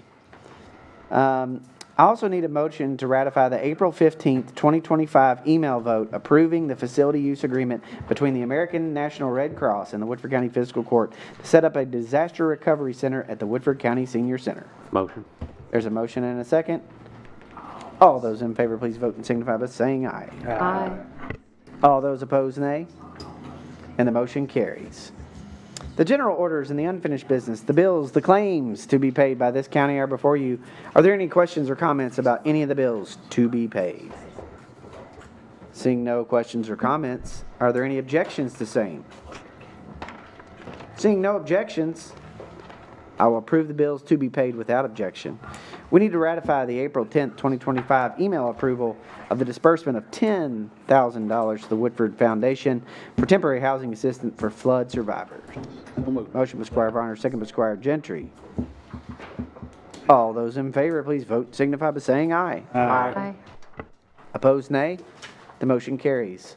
Also, we have the April 16th, 2025 email vote approving the claims from a Visa card in the amount of $57.10 and the PNC Bank card in the amount of $26,661.86. We need to ratify that vote. Motion by Squire Blackford, second by Squire Taylor. All those in favor, please vote and signify by saying aye. Aye. All those opposed, nay. I need a motion to approve the transfers. Judge, do we need to do April 12th as well? April 17th, email approval of additional transfers.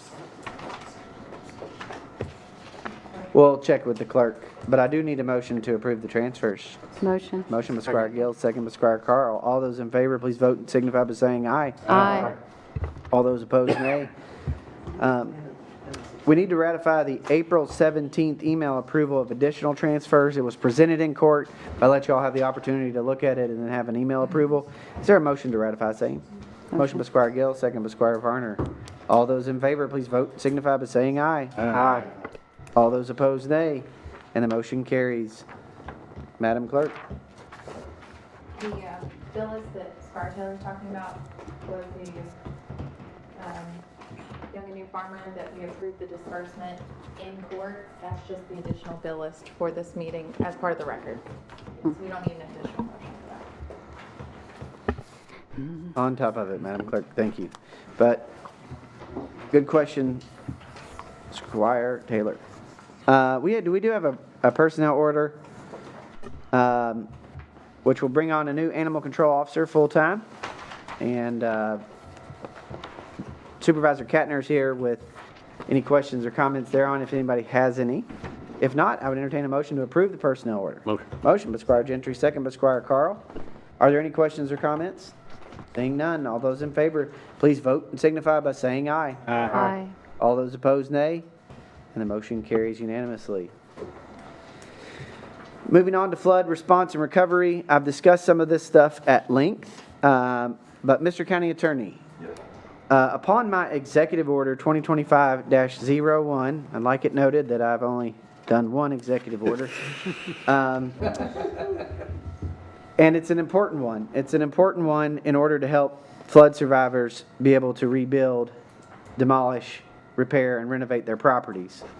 And so I think as an act of solidarity and just in order to ensure that the contents of the executive order are upheld, we would ask that an emergency order of the fiscal court along the same lines be moved and voted upon this evening, Mr. County Attorney. That is correct, Judge. What I have done, you are entitled under KRS 67.078 sub 2 to declare a state of emergency and enact an ordinance without the normal formal requisites, like 2 readings, publication in between, that sort of thing. So if it is the sentiment of this court that Woodford County is operating under a state of emergency due to the flooding, then you can have an ordinance adopted tonight that basically incorporates everything that was in the executive order, the provisions within the zoning ordinance that need to be suspended or modified, which was based on the judge's discussion and receipt of information from Mr. Hunter with the Planning Commission, and simply have it in ordinance form. All that's required is your adoption tonight, this one reading, although we do publish it within 30 days like you would for a normal ordinance after the second reading.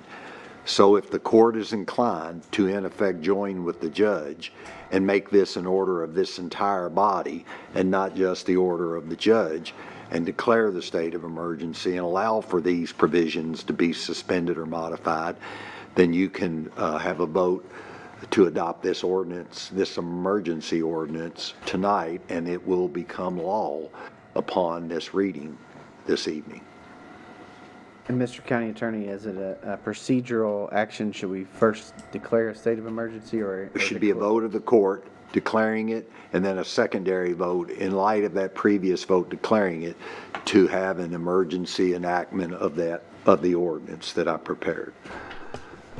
Based on the disaster and current state of emergency in the county, I would entertain a motion to declare a state of emergency by action of this fiscal court. Motion. Motion by Squire Gentry, second by Squire Taylor. Open up the floor for any questions or comments. Just a question, Judge. You recognize. Is there a start and end date to the emergency declaration? Pardon? Is there a beginning and end date to the emergency What the declaration? executive order, which I incorporated in the proposed ordinance, is that it be for 180 days unless rescinded sooner. Gotcha. It could be extended if necessary. But just so you know, the very last provision will say this ordinance may be amended to include additional provisions of exemption of the Woodford County zoning ordinances may be deemed necessary and shall remain in effect for 180 days unless rescinded sooner and may be extended if and as necessary. So yes, Squire does. Thank you. Thank you. So there's a motion on the table to declare a state of emergency in Woodford County. The fiscal court clerk has put up on the screens the contents of this emergency ordinance, should it be one that we want to adopt. So I just slowly peruse that. Judge. Ms. Squire Taylor, you recognize.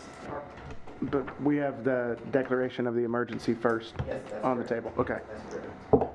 I just want folks to have the opportunity to take a look at this as well. In fact, the initial whereas clause set forth in good detail about the need for the state of emergency, to your point, Squire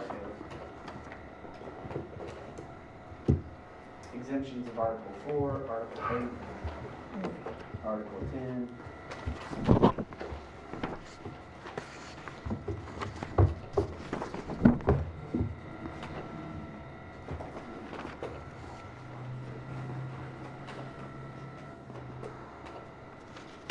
So there's a motion on the table to declare a state of emergency in Woodford County. Seeing no other further discussion. All those in favor, please vote and signify by saying aye. Aye. All those opposed, nay. And the motion carries. The next motion would be a motion to adopt the emergency order as set forth. Motion. Motion by Squire Varner, second by Squire Gentry.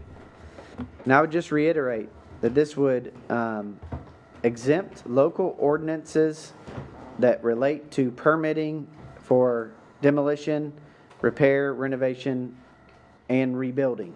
It's going to give them the opportunity to rebuild.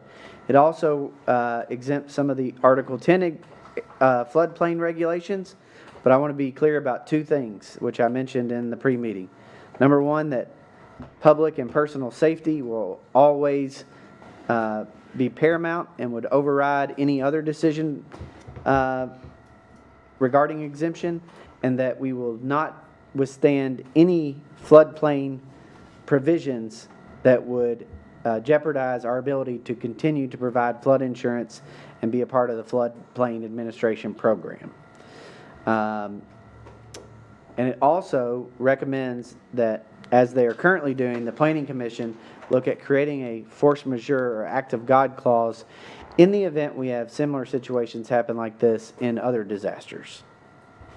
That being the sum of the executive order, which is in an emergency order, which is now before us. Are there any additional questions or comments? Squire Taylor, you're recognized. Judge, I appreciate all your explanation, but maybe I missed you saying this, but I want to emphasize for anybody watching online that it's for those properties impacted by the flood, that it's not unilaterally. And I think that some people may, maybe would want to take advantage of circumstances if that wasn't clarified. And it's in that language. I just It is in the language, yes, Squire. I wanted the public to know that. And to your point, Squire Taylor, one of the provisions that is extremely important is that a property that sells, is conveyed, or transferred is no longer eligible for any exemptions. So you can't sell your floodplain property or your flooded property and then someone else inure the benefit. This is for flood survivors only. It's meant for people to rebuild their primary residences mainly, rebuild their lives, not for people to sell it for somebody else to do something different. So good point. I appreciate you bringing that up. And Judge, may I make one Yes, Mr. additional County point Attorney. to that, Squire? We say suspended, but there are alternatives now. For example, the judge, again, this is what he had in his executive order that's in this ordinance.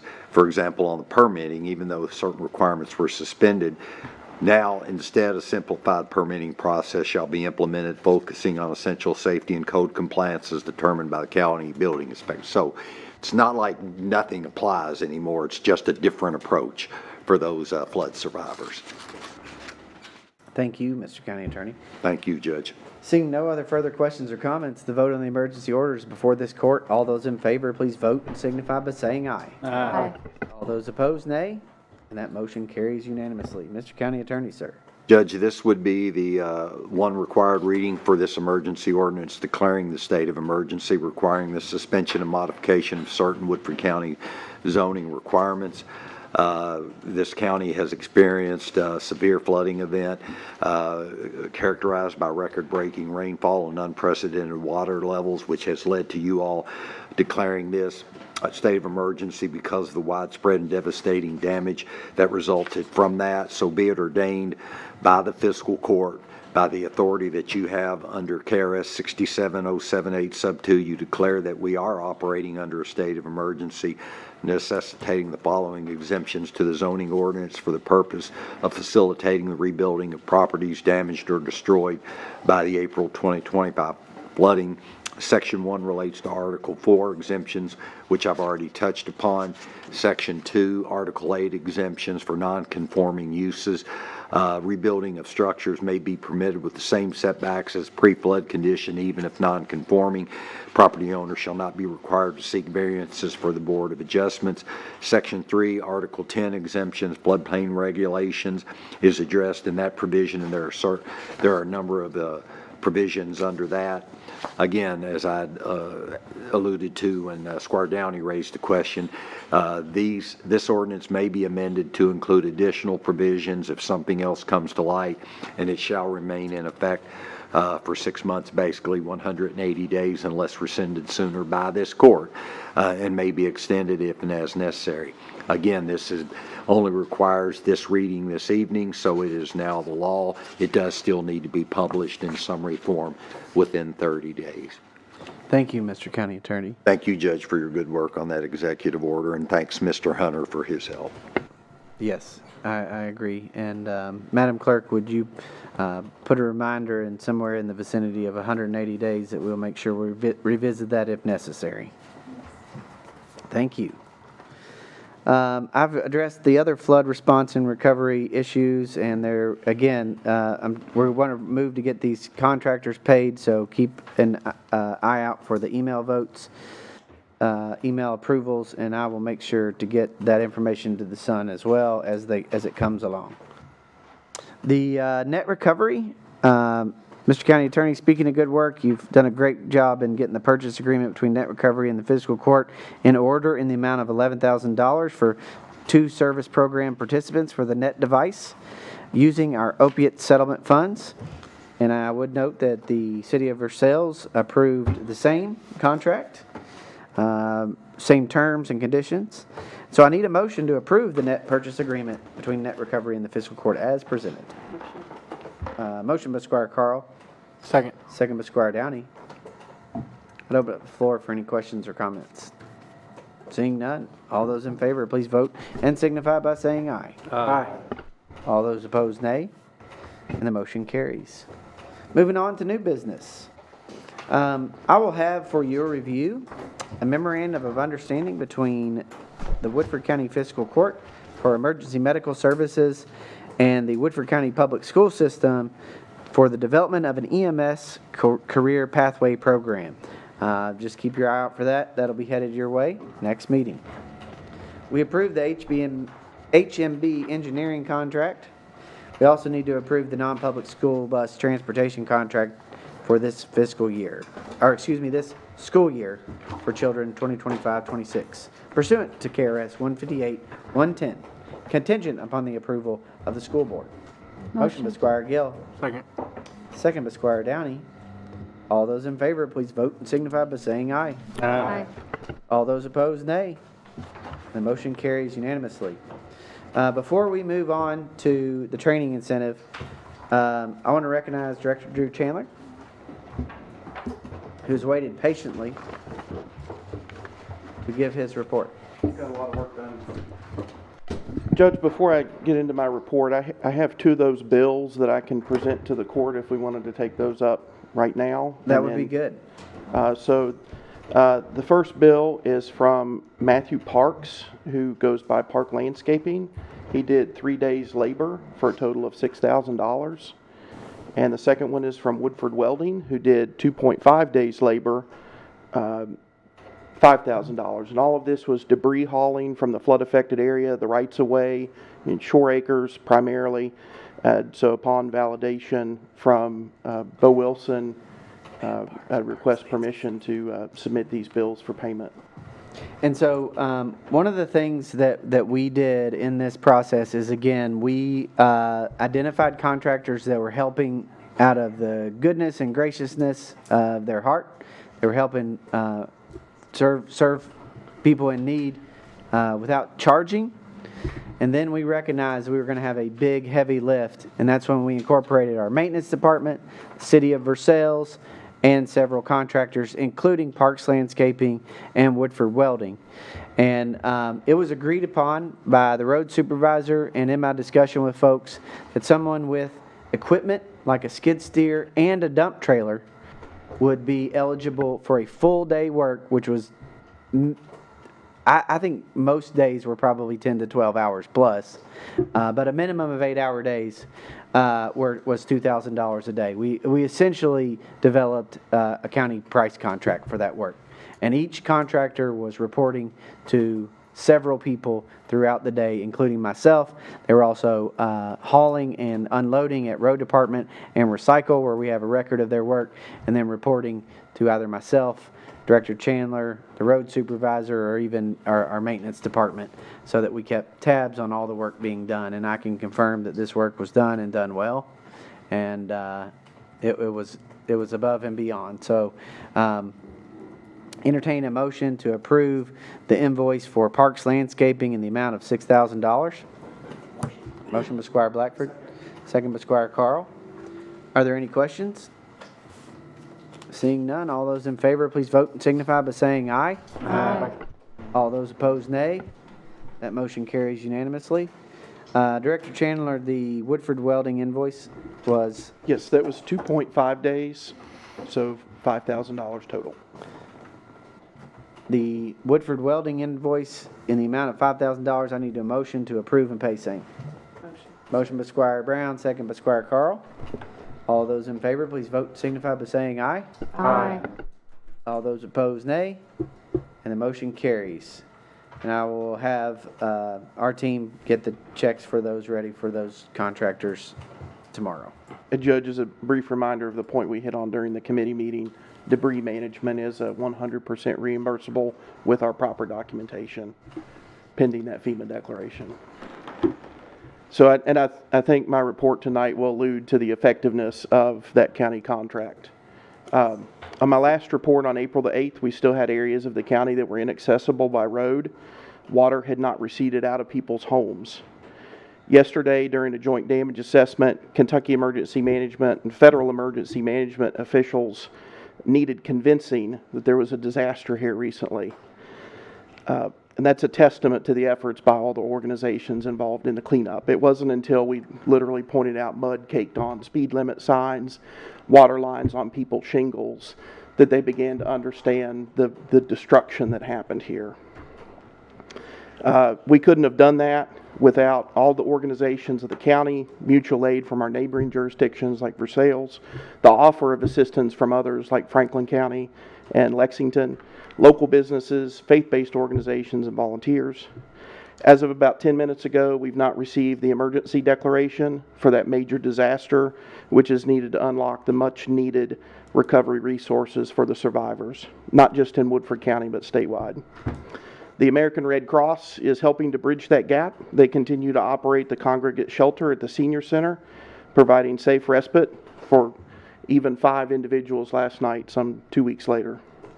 The Red Cross has also expanded their services to include direct financial assistance, and that will be available in person at the senior center through Friday, and we're working out the finer details of a mobile service that can set up and go through like they did the supply and food delivery routes.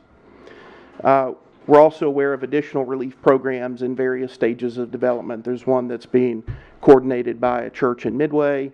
There's one that's being done in conjunction with the Woodford County Foundation that you all heard about earlier tonight. Our initial damage assessments were damages to 250 households.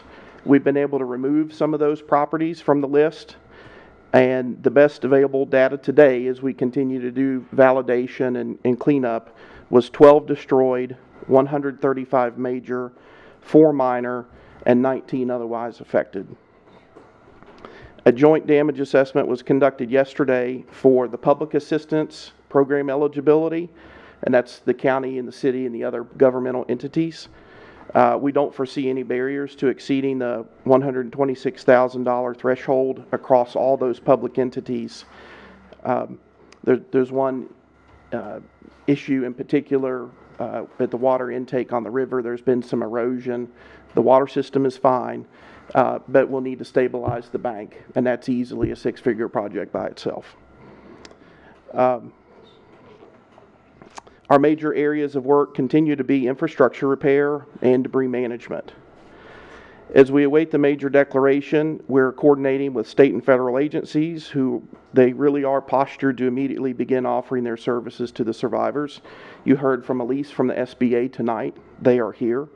FEMA's individual assistance group supervisors are in our office daily. We're providing them contact lists. We've given them maps. They're ready to go. The National Resource Conservation Service conducted several field surveys today, and we will qualify for the emergency watershed program that could help with some property acquisitions and take people out of the floodplain if they're volunteering to participate. On our virtual EOC briefing this morning, it was emphasized that all the departments need to catch up on all their documentation and not lose track of any emergency work as we transition into some routine business as we continue to recover. And our flood resource page on the website continues to be the best single resource for disaster survivors. We've got contact information for local agencies that are involved, how individuals and businesses can help, and notices from local agencies like our PVA, John Paul, and Planning and Zoning's Frequently Asked Questions document. So for anybody that's unaware, that's woodfordcountyky.gov/flood. Judge, there's been a lot transpire over the last 2 weeks. I'm happy to take any questions or address any concerns of yourself or the court. Are there any questions or comments for Director Chandler? Seeing none, I would just add that there's still a lot of work to do and there's a lot of work going on. But between Director Chandler and Rick Hartley of maintenance, there's nobody that's put in any more hours on this disaster than those two right there. So thank you all. Thank you so much. Squire Downey. Just a question, Drew, in your interactions with the FEMA representatives, is there any concern from their part that a declaration would not get ordered, or do they have any answers as to why one has not been ordered yet? They toe the line very well, but I also think they just simply don't know. I had correspondence with my counterpart at the State Emergency Management today, the number 2 person at KYEM. He actually worked for the FEMA Federal Coordinating Officer, who was the former state EM director, and there's nothing to share. So there's a lot of uncertainty. The court may recall you approved me an out-of-state travel to Washington, D.C. to go visit with some FEMA leadership and advocate for local involvement as the reforms take place. But you've seen in cabinet meetings, the DHS secretary just openly says we're doing away with FEMA. So that is certainly coming into play. It also affects morale of the FEMA employees that are here. I don't know. This is clearly a worse disaster than what we had in February, which was declared. There's no reason, based on the data, to not receive a declaration. And Director Chandler, thank you, Squire Downey. And Director Chandler, I would just say that you know, we really appreciate the federal government and President Trump approving the February floods. We appreciate Governor Beshear and everybody who worked to make that happen. But the reality is, the more and more days that go by, people are going to pick up their lives and rebuild and move on as much as they can. And the idea that we would leave things in the disaster state they were in is just not reasonable or even conscionable. So we had to start cleaning up. And to your point, when you go down to the disaster zone now, it is looking much, much better. And so it's harder to tell that we need that disaster declaration. But I can tell you, the people who are struggling, people that are sleeping in the senior center every night, they need it yesterday. Judge, We know that. I learned last night from my daughter that one of her classmates is living in Anderson County now because they can't live in their home here, and that hurts. It does. But thank you for your excellent work, Director Chandler. Any other comments or questions? Seeing none. Yeah, thank you. Seeing none. You're more than welcome to be excused. Does anybody else have any reports for the court that I had missed earlier? Then we do need to approve the training incentive for Magistrate Taylor pursuant to the statute. Motion by Squire Gentry, second by Squire Brown. All those in favor, please vote and signify by saying aye. Aye. All those opposed, nay. Judge, did we do the minutes? I didn't see those on the agenda. Ah. Are there any additions or corrections to any of the minutes? Is there any objection to proving same? Seeing none. Thank you, Squire Gill. Anything else? Seeing none. The magistrate. Yeah, Squire Gentry. it's my wife's birthday and I gotta go cook. Can I You're be excused. Thank you. And thank you. Elaine dinner. Squire Varner. Thank you, Judge. Planting season has began, so you'll see your local farmers on the road with their equipment. So be cautious when you're coming over hills, and especially Dry Ridge Road, because it might be me. So thank you very much, Judge. Thank you, Squire Varner. Squire Carl. Thank you, Judge. Squire Downey. Main Street clean sweep this Saturday, 9 to noon, 2 locations, Courthouse and Walter Bradley Park in Midway. Thank you. Thank you. Thank you. Just one thing, this Thursday, April 24th at 6 p.m. at the library, there will be a program on Big Springs Bottom as part of the 2025 Black History Series organized by Sue Finney for the Huntertown Community Interpretive Park. Thank you. And in partnership with you, the Fiscal Court, the Historical Society. And that might be it. Oh, Jack Jewett House. Yes. Nothing, Judge. I just wanted to, I guess in light of our presentation from the Woodford Theater, I want to take a special recognition that the North Side musical Frozen kicks off their show on Thursday night as well, and I'm a little partial to the Queen, my daughter that night. So, yeah. I love that. Happy birthday. Thank you. Thank you. Mr. County Attorney, sir. I have nothing, Judge, other than to tell Kenneth, Rick, Emily, thank y'all for staying. I don't know why. Yeah, I would have been. Thank you, Judge. Their timesheet might reflect that, Mr. County Attorney. I have about a 30-minute outline I'd like to present, quoting Judge Executive Kane in my opinions. Nobody listening. Thank you, Scott. Like Alan, right? I do have one solemn note. Let me just say I hope everyone enjoyed a wonderful Easter with you and your families. But on a solemn note, we lost Jamie Tuttle. Jamie Tuttle was a important member of the Woodford County Schools. He was the treasurer of the Salvation Army, and it has been difficult on the Salvation Army to deal with his loss and the importance of him as treasurer. He also served on the Woodford County Public Schools Hall of Fame, which I have the honor of serving on, and his passing was shocking and saddening, and he was a great Woodford Countyan. So I'd like to adjourn in honor and memory of the great Jamie Tuttle. If we could observe a moment of silence.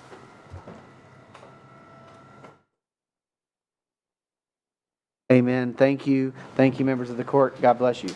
God bless you, Woodford County. We are adjourned.